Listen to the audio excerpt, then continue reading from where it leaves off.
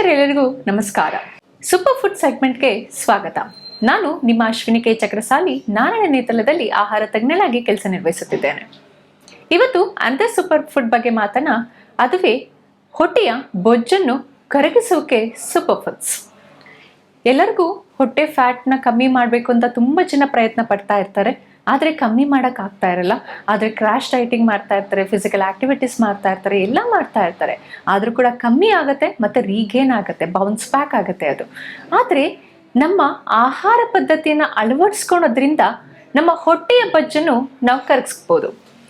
ಈ ಸಂಚಿಕೆಯಲ್ಲಿ ನಮ್ಮ ಈ ಸೂಪರ್ ಫುಡ್ಸ್ನ ಬಳಕೆ ಮಾಡಿ ಯಾವ ಥರ ನಾವು ಈ ಹೊಟ್ಟೆ ಬೊಜ್ಜನ್ನು ಕರಗಿಸ್ಬೋದು ಅನ್ನೋದ್ರ ಬಗ್ಗೆ ನಾನು ಈ ಸಂಚಿಕೆಯಲ್ಲಿ ನಿಮಗೆ ತಿಳಿಸ್ಕೊಡ್ತಾ ಇದ್ದೀನಿ. ಮೊದಲನೇದಾಗಿ ಮೊಟ್ಟೆ. ಈ ಮೊಟ್ಟೆ ಬಯಾಲಜಿಕಲಿ ಹೈ ಪ್ರೋಟೀನ್ ಅಂತಲೂ ಹೇಳ್ತೀವಿ. ಎಲ್ಲ ಪೋಷಕಾಂಶ ಭರಿತವಾದ ಆಹಾರ ಕೂಡ ಒಂದಾಗಿದೆ. ಈ ಬಯಾಲಜಿಕಲಿ ಹೈ ಪ್ರೋಟೀನ್ ಅಂತ ಅಂದರೆ ಏನು? ಎಲ್ಲ ನಮಗೆ ದೇಹಕ್ಕೆ ಬೇಕಾದ ಎಸೆನ್ಷಿಯಲ್ ಅಮೈನೋ ಆಸಿಡ್ಸ್ ಅಂತ ನಾವೇನು ಹೇಳ್ತೀವಿ ಅದು ಎಗ್ಗಲ್ಲಿ ಸಂಪೂರ್ಣವಾಗಿ ಸಿಗುತ್ತೆ ನಿಮಗೆ. ಆದರೆ ಬೇರೆ ಆಹಾರದಲ್ಲಿ ಈ ಬಯಾಲಜಿಕಲಿ ಅಮೈನೋ ಆಸಿಡ್ಸ್ ಏನಿದೆಯಲ್ಲ, ಅದು ಎಸೆನ್ಷಿಯಲ್ ಅಮೈನೋ ಆಸಿಡ್ಸ್ ಅಂತ ನಾವೇನು ಹೇಳ್ತೀವಿ ಅದು ಯಾವ ಆಹಾರದಲ್ಲೂ ಸಂಪೂರ್ಣವಾಗಿ ಸಿಗಲ್ಲ.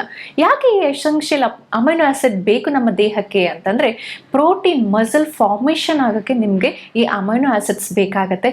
ಸೆಲ್ಸ್ ಮಲ್ಟಿಪ್ಲಿಕೇಶನ್ ಆಗೋಕ್ಕೆ ಈ ಅಮೈನೋ ಆಸಿಡ್ಸ್ ಬೇಕಾಗತ್ತೆ.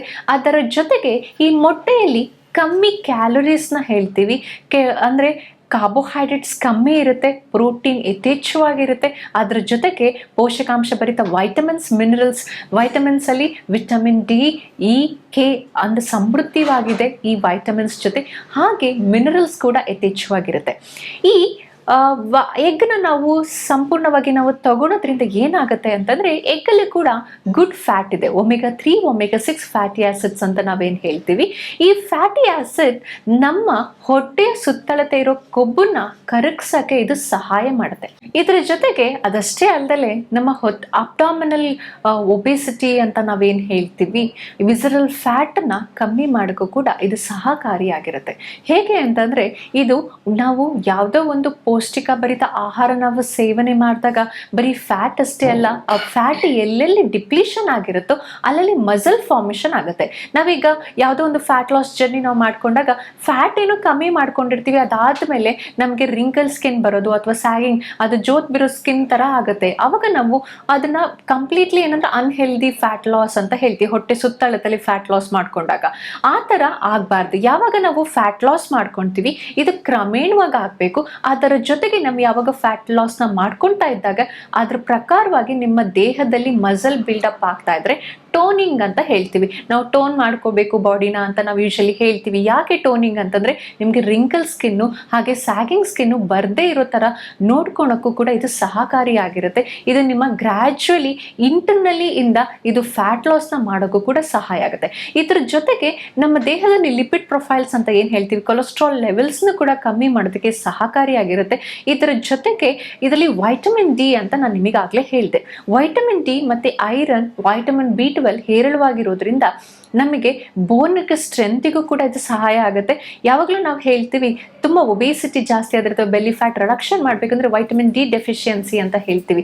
ಯಾಕೆ ಅಂತಂದರೆ, vitamin D deficiency fat soluble nutrition ಆಗಿರೋದ್ರಿಂದ ನಿಮ್ಮ ಫ್ಯಾಟನ್ನು ರಿಮೂವ್ ಮಾಡೋಕ್ಕೂ ಕೂಡ ಈ ವೈಟಮಿನ್ ಡಿ ಸಹಾಯಕಾರಿಯಾಗಿರುತ್ತೆ. ಹಾಗಾಗಿ ನಿಮ್ಮ ಪ್ರತಿನಿತ್ಯ ಆಹಾರ ಪದ್ಧತಿಯಲ್ಲಿ ನೀವು ಮೊಟ್ಟೆ ಸೇವನೆ ಮಾಡ್ತಾ ಇದ್ದರೆ ನೀವು 1 ಮೊಟ್ಟೆ ಅಥವಾ 2 ಮೊಟ್ಟೆ 3 ಮೊಟ್ಟೆ ದಿನಕ್ಕೆ ಸೇವನೆ ಮಾಡಬಹುದು.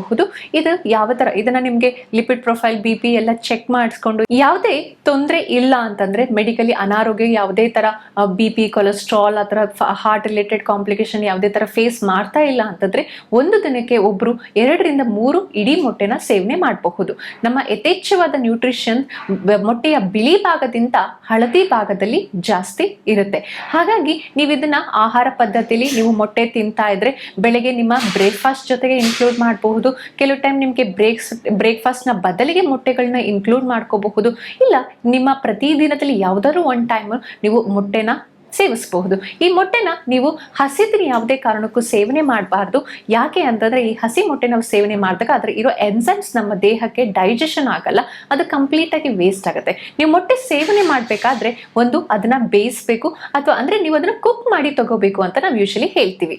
ಆದ್ರೆ ನೀವು ಬೇಯಿಸಿ ತಗೋಬಹುದು, ಆಮ್ಲೆಟ್ ಮಾಡಿ, ಅಥವಾ ನಿಮಗೆ ಎಗ್ ಬುರ್ಜಿ ಅಂತ ಹೇಳ್ತಾರೆ, ಎಗ್ ರೋಲ್ಸ್ ಅಂತ ಹೇಳ್ತಾರೆ, ನಿಮಗೆ ಯಾವ ತರ ಸಹಾಯ ಆಗುತ್ತೋ ಆ ತರದ ನಿಮ್ಮ ಡೈಲಿ ಲೈಫಲ್ಲಿ ನೀವು ಮೊಟ್ಟೆನ ಕನ್ಸಂಪ್ಷನ್ ಮಾಡಬಹುದು. ನೆಕ್ಸ್ಟ್ ಮೊಸರು ಅಂದ ತಕ್ಷಣ ಎಲ್ಲರಿಗೂ ನೆನಪು ಬರೋದು ಪ್ರೋಬಯೋಟಿಕ್. ಮೊಸರು ಅಂದ ತಕ್ಷಣ good bacteria, live bacteria present ಇರುತ್ತೆ.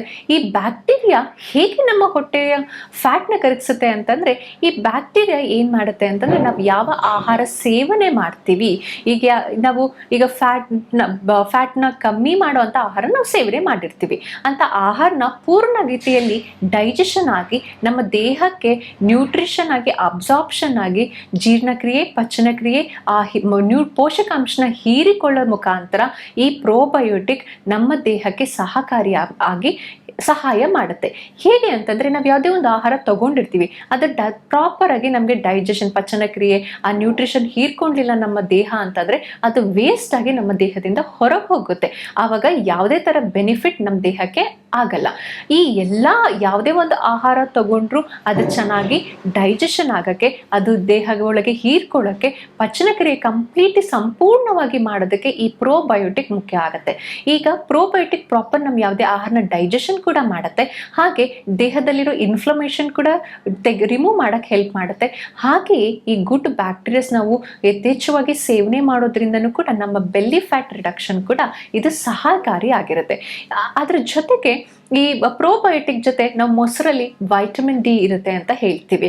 ಸೊ ಈ ವೈಟಮಿನ್ ಡಿ ಒಂದು ಬೋನ್ ಸ್ಟ್ರೆಂತಿಗೂ ಸಹಾಯಕಾರಿ, ಹಾಗೆ ನಮ್ಮ ದೇಹದ ಹೊಟ್ಟೆ ಭಾಗದ ಫ್ಯಾಟು ಬೊಜ್ಜು ಅಂದ್ರೆ ಇದನ್ನ ವಿಸರಲ್ ಫ್ಯಾಟ್ ಅಂತ ಹೇಳ್ತೀವಿ. ಈ ವಿಸರಲ್ ಫ್ಯಾಟ್ನ ಕರಗಿಸ್ಕೋದಕ್ಕೂ ಕೂಡ ಈ ವೈಟಮಿನ್ ಡಿ ಸಹಕಾರಿಯಾಗಿರುತ್ತೆ. ಹಾಗೆ ಇಮ್ಯುನಿಟಿ ಕೂಡ ಇದು ಜಾಸ್ತಿ ಮಾಡ್ತಾ ಹೋಗುತ್ತೆ ನಮ್ಮ ದೇಹಕ್ಕೆ.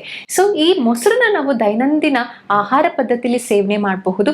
ನೀವು ದಿನಕ್ಕೆ 1 ಕಪ್ 2 ಕಪ್ ಆ ಥರ ಸೇವನೆ ಮಾಡೋದು ಉತ್ತಮ.